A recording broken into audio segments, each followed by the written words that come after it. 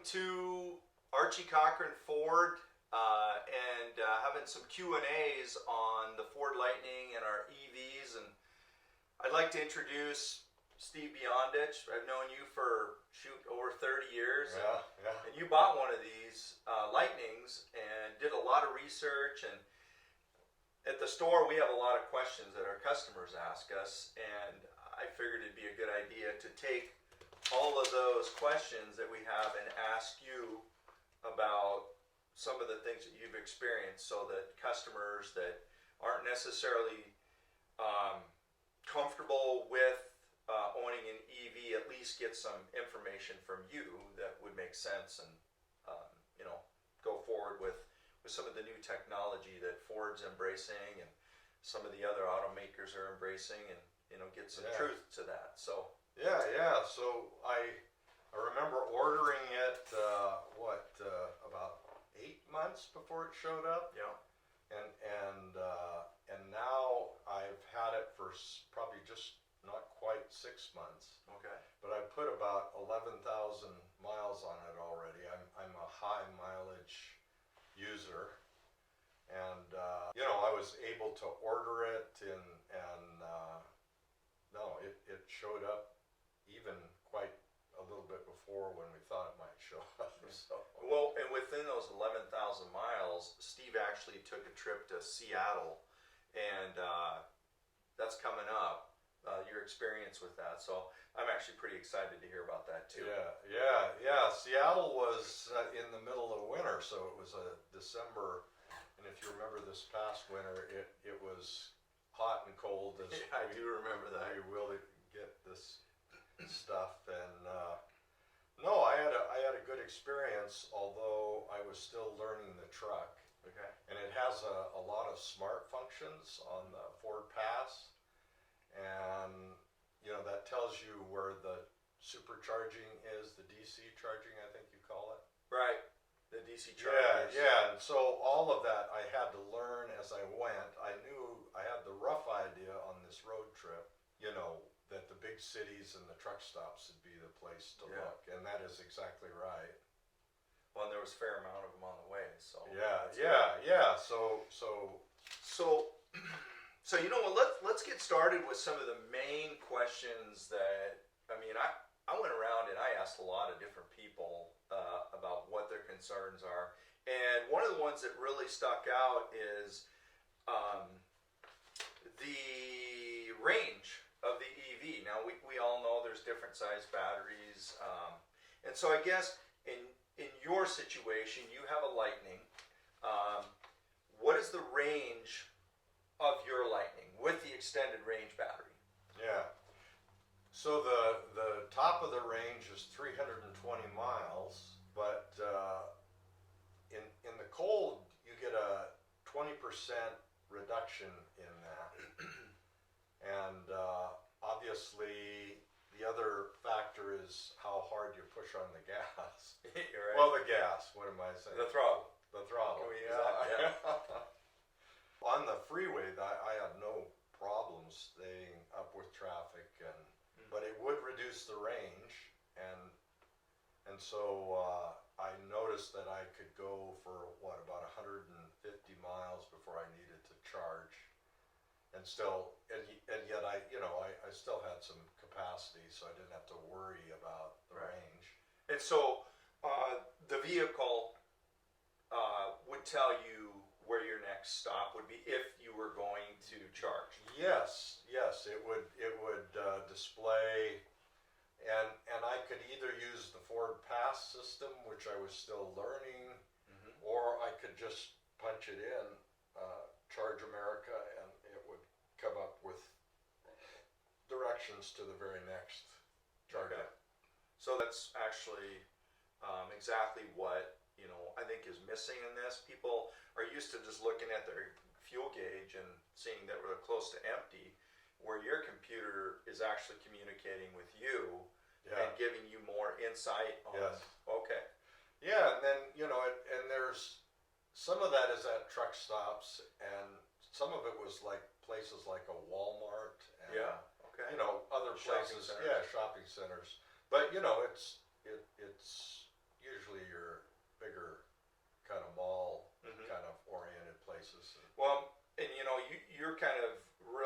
notice now, Billings is really starting to get a lot of charging systems in it, and then now with Ford, and Tesla utilizing the same chargers and adding an adapter to your. Yeah. So I think my impression with that is that the Tesla network, maybe doubles the number of places you can charge. That's really nice. And then there's an adapter that you can use. Mm-hmm. So I haven't been back on the road. I use mine primarily in town, maybe Laurel and, places immediately in the greater area. Okay. But, yeah. Well, that kind of gives us an idea about the range of your EV. Very similar to others. So one of the other things, let's take a look here too. So this is interesting. So where do you typically charge your EV, especially if you don't have a home charger? So I'm up here on the heights in my business, and so not very far from here is Target, and there's a supercharging station right there at the McDonald's. Okay. And so a DC charger. Yeah. Okay. Yep. Have you used it? I have, and it took about 25 minutes. Wow. Maybe half an hour. That was right at the very beginning of my trying to figure all that out, and I think maybe it was a little longer than that because it's been a little while since I did. So when you say time-wise, where were you at charge-wise when you came in, and where did you end up charge-wise when you left? So this is when I was trying to leave for Seattle. I was trying to get to the top of the range on that battery, and it probably took 45 minutes, and I don't think it ever, it's like $45 to charge it there. All the way full. Full. Okay. Yeah. Okay. And then on the road I would go, 150 miles and then try to plug in somewhere. It would start telling you. Yeah. Okay. Yep. Okay. Yep. All right. That was interesting. I had Seattle written next to that because I knew you had gone to Seattle. Did you take advantage of any of the EV rebates or incentives when purchasing your EV? Yes, there was a $7,500 tax rebate that, and I just finished the latest tax season. Okay. And got the rebate. And I noticed, when you did it, that wasn't something that you could put on the front end. You had to, Now, actually, believe it, after you bought that, we can actually get that to show as cash down for the customer, which is really nice. Yeah, it is. For a person, so that they can take advantage of it. Yeah, that's a heck of a down payment. Yeah. For most people. Right. Me. Right. Yeah. Anything else with that Well, it's complicated because it's actually a business vehicle for me. If you can imagine, the fuel savings costs factor in hugely for me. I'm a 20,000 mile, 22,000 miles a year kind of guy. That's a lot. It is. And I think you and I were calculating, $350, $400 a month on actual fuel I was using, and then if that's a lot of that's a lot of money then that's that can pay for the vehicle. Right. Yeah. Or whatever. Right. Yep. Okay. So this is another question. How does your EV handle in snowy conditions, and how does it impact range and performance? So there's actually a lot of things here. So how does it handle in snowy conditions? So the first thing that I noticed, because I had an F-150 ice truck, gas powered, right, for years and loved that thing. So what I noticed is the independent rear suspension.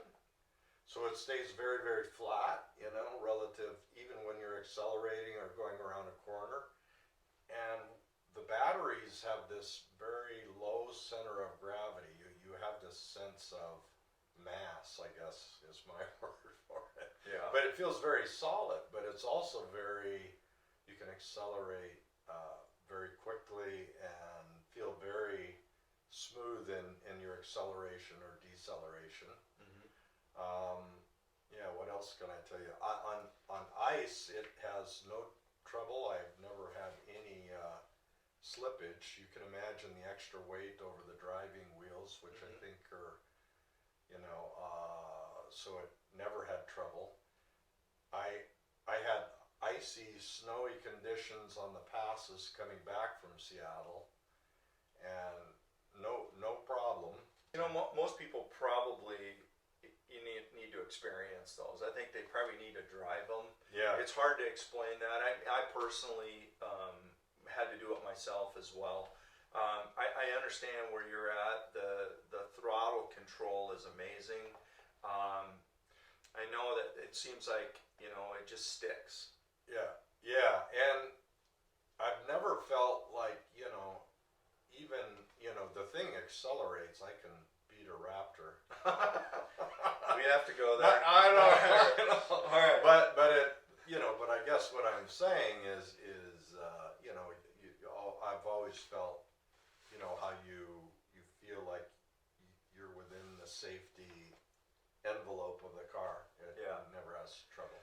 You know, I think probably one of the other questions that comes up all the time is on the towing. Okay, so I know that they tow really well, but the question that comes up is, actually I'll give it to you here exactly. It's, do you find owning an EV worthwhile for a person who does not tow anything? I mean, you can, but this is who does not own anything, and that goes like in your situation. Yes. You've got a Lightning. So the practicality of that's why I chose a pickup, because I still have to do utility things, haul things, construction things, not heavy duty, but you know, I'm always doing something. Right.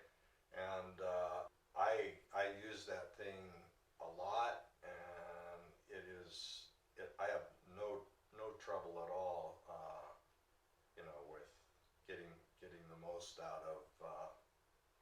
You kind of get both sides of that. Right. So actually, with what you just said, I think I know you pretty well, and I know you're pretty good at handyman stuff. Yeah. Have you used your onboard power system for your power tools? That's the only thing that I haven't used. Really? Okay. But that's coming up. I've got a parking lot back here that needs a fence. Right. And I used to have to run, oh my gosh, 120 feet of, maybe 200 feet of cord up to the house, and you know, I'm anxious to try that.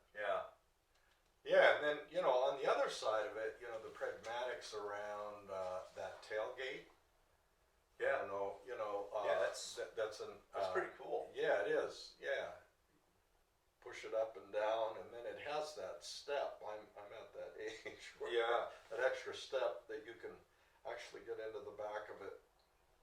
So that's a very practical kind of thing. I have a bed cover, but you can it's a Ford bed cover with segments, and you can fold the segments up, and then you can put big things in the back of it, which I couldn't do on my other one. And then there's lots of good tie downs, and so all the pragmatics around having a pickup for, even though you don't tow. Yeah. One of the things, and this question's not on here, but you know, people are, you know, very used to things that the norm, right? So, Right. And this is a little bit out of the norm. So I have a question for you, and this is just from for me with all of the people that come in and look at EVs. And one of the things that kind of scares them a little bit is that it's new technology, and very few people, at least in this area, have a hard time embracing it. And for one reason or another, whether it's range anxiety, where to charge the vehicle, what if I have to fix it? Well, there's very little moving parts in these, so there's not a lot of, you don't have to change the oil. They're very simple, right? What is your take, and what can you tell the people that come in that are a little bit more open-minded about an EV? I mean, because I've known you for a long time, and I know you like hot rods.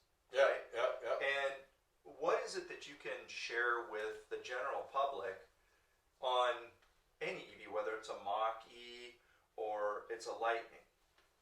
Yeah, so all I remember is smartphone technology on tires. So that's how I've always kind of figured out the next step in my own evolution of using tech. And the reason I especially started tracking on Fords is I like the look. It blends with almost every other pickup. Yeah. There are some distinctions. Sure. But even the interior, you wouldn't. I chose deliberately not to have the bigger screen, although you can certainly get them with that. I find that more of a distraction to me. So the smaller screen, I liked, and I think the pragmatics of there's a lot of buttons yet. And yet there's smartphone interface, so you can touch screen stuff. But it isn't overwhelming at all. If you can handle your smartphone, I'm not very techy, but just enough. Sometimes, So and the on the towing side of it, there is a smart tow portion of this that I couldn't quite figure out before I took that Seattle trip. Yeah. So, Right. and I think if I could have climbed inside that better, I might have attempted to tow in Seattle. Okay. Yeah, just try it out. Yeah. Yeah, there's definitely settings in the computer where you can choose, the weight of your trailer and things like that. Yeah, So Yep, and I notice I have a little utility trailer. It's just for garbage and tree limbs and things like that. It's not very heavy. Yeah. But I'll put that on the trailer hitch, and the smart capacity will come on. It will tie right in and tell me if lights are out, or it's kind of a cool feature. It's all smart. So Yeah. It's there's definitely probably maybe a little bit more of a learning curve, but once you understand how they function, I mean it's just second nature, right? I mean it's like no different than jumping in. I mean, even an ICE vehicle. Look at all the technology in there, and a lot of the tech in an internal combustion engine But a lot of the tech that Ford puts in the ICE vehicles is also in all electric. I mean, and the hybrid. I mean, we have hybrids. Ford's really doing a pretty good job of trying to get. They have electrics. They got the hybrid technology. They've got your ICE. Your diesels. People still. So they have a broad range of products. And I can really appreciate that they're bringing products for people to choose, not necessarily forcing you to have one. Yeah, I felt very comfortable immediately because it looks like any other truck, and all the dashboard amendments were very similar to my what was that, a 2017 F-150. You had that for a long time. Yeah. So, last question, and we kind of put this one together. What do you personally love about your Lightning? So we were joking about, I'm at that age where I liked a little bit of luxury, but you know, kind of something that has some get up and go. And you know, saying, you know, kind of hot luxury. And then the other is just the pragmatics around, you know, a vehicle that you can haul things with, and you can get 4 people in without even a problem. Yeah. And so the balance of those two things is very much evident. That thing is quiet. It meets all those requirements that I talked about. I can charge it at my work, which that's a benefit. Yeah. But I have another charger that you know, a 220 that I am going to install at my house, and you know, I don't have to augment charging at all. Yeah. The whole part of saving money by not throwing money away on gasoline at this point, you know, with gas, I don't see it getting super cheap anytime soon. You do save quite a bit of money. Yeah. You kind of got everything in one package there. Yeah. Yes. And it's fun to drive, you know. Yeah. You can't beat, you know, I don't know. The power is there when you need it, so you can integrate into any traffic situation if you need to accelerate. The other thing is maybe the safety features. You know, it has all those external sensors that keep you in the middle of the road, and you know, all of it. You know, it'll holler at you if there's something that you don't quite see coming out of your blind side, or You know, I sure appreciate you taking your time, and you know, Archie Cochrane Ford thanks you for, you know, doing business with us. And you know, what's your suggestion to people out there? Yeah, well, you go know? try it, man.